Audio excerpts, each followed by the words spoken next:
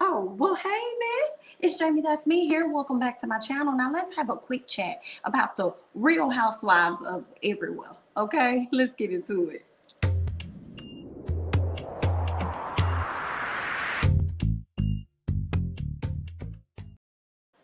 Yes, now as you guys can see from the thumbnail, we will be discussing Latoya Forever over there with Real Housewives of Atlanta. We'll be discussing Candiace Dillard with Real Housewives of Potomac and Shah of Real Housewives of Salt Lake City. But before we get into the ladies, let's discuss an ex-husband housewife, okay? Let's talk about Peter Thomas. Yeah, Peter took to social media to let y'all know a few things, and this is what Peter had to say. Fake butts, fake hair, fake titties, fake eyebrows, fake lashes, fake eyes, fake friends, fake nails, but want a real man. He goes on to caption it saying that this is funny as and it's some real shit. And I'm like, okay, we see you, Peter, whoever it is that you're over here talking to. Okay. But when I saw this, I said, I know Peter not talking, honey. You sitting over there with, I'm sure, probably still having bad credit with some bad vibes and doing bad business. But you over here wanting bad BIT. Yeah, no, okay. Pot meat kettle, how are you? Okay. I was like, no, Peter, I ain't out here trying to call people fake. Mm-mm. And I guess when you be dealing with the real young girls, you know what I'm saying? Maybe some of the stuff do be fake. I don't know. Okay. But that's just what Peter said. I'm just bringing to y'all what he said. I just want him to understand you over here calling people fake, but we over here calling you bad, and we're not calling you bad in a good way. Okay, so yeah, get your stuff together before you try to run out here and get you a bad bit. But anywho, girl, we're gonna go ahead and move on with Miss Peter, honey. Let's get into Miss Latoya Forever. Okay, Latoya Forever, her relationship is seeming to be for never. Okay. Hey Drew, how you doing, girl? So it seems like Vaughn and Toya may be going through some issues because he took to social media to make a post. Let's go ahead and get into this post, which was a bit weird. So we're wondering what's going on, but also at the same time, we weren't surprised. If y'all are not together, we're not surprised. We kind of saw the ending before the beginning. But let's go ahead and read his post. He says, okay, as much as I cared for this relationship to work, sometimes the universe has its own way of shifting people in ways we don't understand. As a man, I can humbly say this was the first time I ever gave a relationship my all. I was 100% always honest and pure, but no matter how much happiness I gave, some insecurities only self can manage. I wish you nothing but love, peace, and happiness. At Latoya Forever. So when I saw that, I'm thinking like, okay, y'all broke up. Interesting. But this is the thing for me. We just saw y'all earlier that day on her page, and y'all looked all happy and loving and everything. So I wonder what happened between the daytime to the nighttime.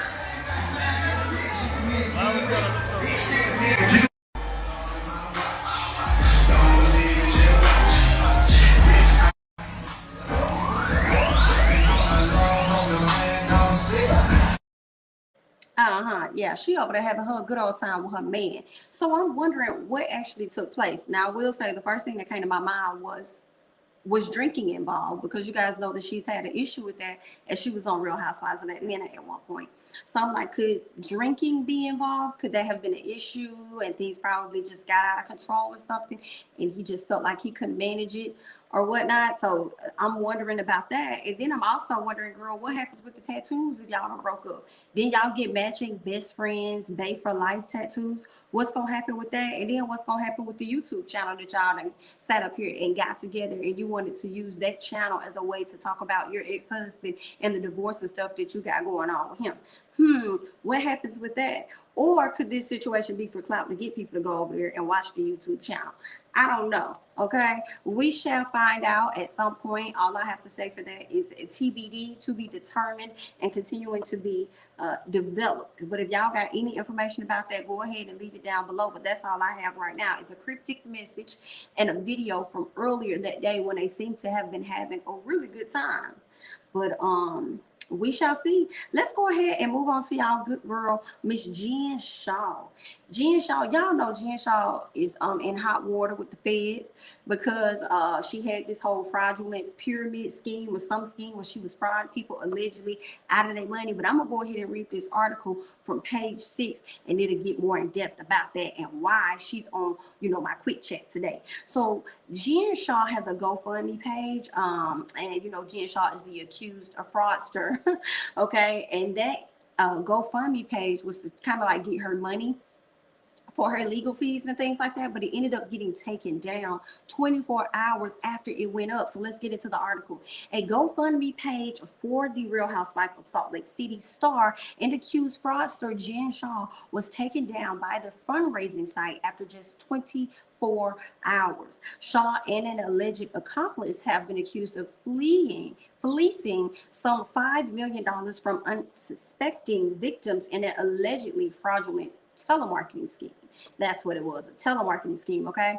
And a plea for help fighting the rap went over poorly with users of the site. So this is what was quoted within the page of GoFundMe by the person that happens to be her cousin that put it up. So her cousin is Danny Felipe, I believe. So he's saying, we are asking 10,000 caring souls to donate $2.5 million. $2.5 million. We need 10,000 people, okay? Jen is facing decades of incarceration in prison and separation from her family if she's unable to mount a competent and well thought out defense. So this money is going to be needed to help her with her legal team. Let me go ahead and read another section of this that I found where it says Jen needs the financial stability. Hold on, let me go back. Okay, Jen needs the financial sustainability to present her case and evidence so that she does not become one of the 10,000 people that were wrongly convicted. So it's 10,000 people that's been wrongly convicted, and then you over here asking 10,000 people to donate $250 to get to right $250 to get to 2.5 million, honey. It's not funny, girl, but okay, honey, let's keep reading. So Jen has to have the economic wherewithal to fight the government's lawyers who have an open checkbook and can spend millions of dollars prosecuting this case. Some part of me, I don't know if she's, innocent or not, but it's kind of like, girl, you should have been mindful of that before you was out here making the moves that you was making, honey. Okay. So let's go ahead and read some more. So it says, in 7 weeks, Jen and her family have spent over $138,000 in legal fees and costs. My family is asking for your help for Jen and the Shah family. Okay, now after users saw this, they began to complain to GoFundMe, and GoFundMe had the page removed. GoFundMe went on to say in a statement on the page that the fundraiser violates their terms of service. The fundraiser has been removed from their platform. Okay, so in subsection 9 of their terms of service, they're saying that donations cannot be used for legal defense of alleged crimes associated with financial crimes or crimes of deception. Before it was taken down, the page just raised $225 of its $2.5 million goal. So I'm sure they're gonna send that money right on back to whoever they got it from. I'm sure that money gonna go right on back, baby, because it won't be able to go over here. And a lot of people was complaining because they felt like Jen was all around on Real Housewives of Salt Lake City, which she was acting like she was that girl. She had money here, she had money there. You couldn't tell her nothing. Like she had all these assistants and stuff. She wanted to throw a party for every single person and everything. So Jen really was walking around like she was that girl and she had that coin. Okay, so I'm not gonna lie, I would have expected her to have been able to have that money for a good defense team as well. So it's really not looking good for Miss Jen. It's a not at all. I don't know what to say. I mean, again, she's innocent until proven guilty. But I feel like federally, girl, they got some good information on you. Okay, if federal get involved, I just feel like they got some really good, strong information on you. So much so that they locked up you and an accomplice. Girl, and people have been complaining about you for years. So I just feel like they have a lot of evidence to try and lock you down on something, and you're gonna be going to jail for something. Like, that's just so sad and embarrassing. And it's, girl, listen, I ain't got no thoughts. I ain't got no more thoughts. We just gonna have to see. But I am looking forward to Real Housewives of Salt Lake City season because I want to see how all of this pans out for her. How all of this pans out. Like, girl, I know every morning she wakes up, she has knots in her stomach because you just never know the day nor the hour, okay? That they gonna call you up and tell you to go on here to come on. Or when they gonna say, hey, we got your court case on this particular date, arrive at this time. Like, I know she shook up to the court every day that she gets up. Girl, I will be so bothered. But either way, honey, all I have for you, Miss Jen, is good luck.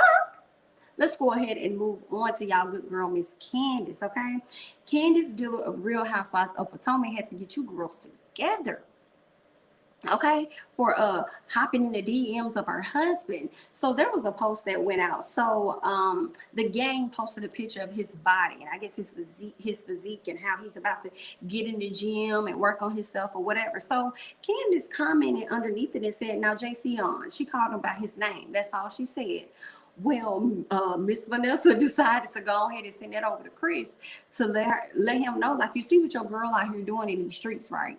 You see what your girl out here doing in these streets. So obviously Miss Candiace had access to her husband's phone. So she wanted to let Miss Vanessa know, girl, I see all and I know all. So whatever you're trying, it's not working over here, my dear. Okay. So you can go ahead and you can cut that out. And this is actually what Miss Candiace had to say to Vanessa. Y'all go ahead and check this out. Y'all are getting real bold in these DMs, honey. You got these girls out here sliding your DMs to snitch on me. The people love me. They trying to protect me. Well, let me tell you something, Vanessa Boo. You need to protect nobody from nobody. Like, I got this. I clearly posted about Jayceon's penis because I wanted to post about it. If I was concerned, do you think I would have said something publicly? Like, listen, look, this right here. And she started talking about mine. He don't want you. You think you would sit your nigga his attention because he was gonna come and slide in your DMs? Girl, hobbies. Get you one. Sorry.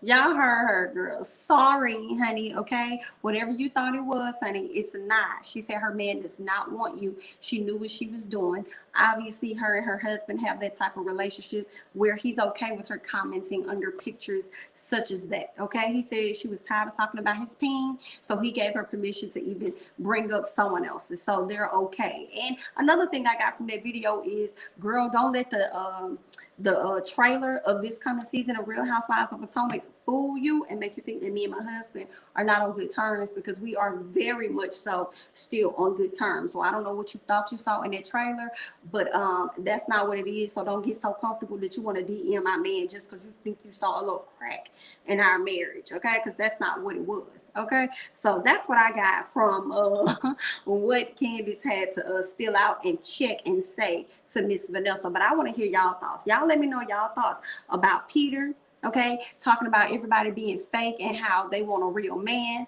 Y'all let me know y'all thoughts about Miss Latoya and her situation with her man Vaughn and how things are going over there, and whether or not you predicted it or whatever. I want to hear about that. Also chime in below and let me know your thoughts about Miss Jen Shah.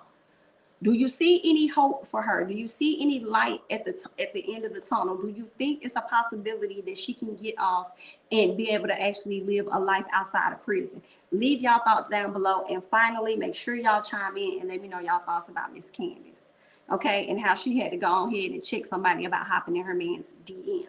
Okay, do you think that the individual that hopped in Chris's DMs was wrong for hopping in this man's DMs, telling him about his wife? Y'all leave y'all thoughts and overall comments down below. I'm Jamie, that's me. Don't forget to like, comment, subscribe, share my videos. Follow me on Instagram as well as Twitter at Jamie, that's me. And I'll catch you guys in the next one. Bye-bye.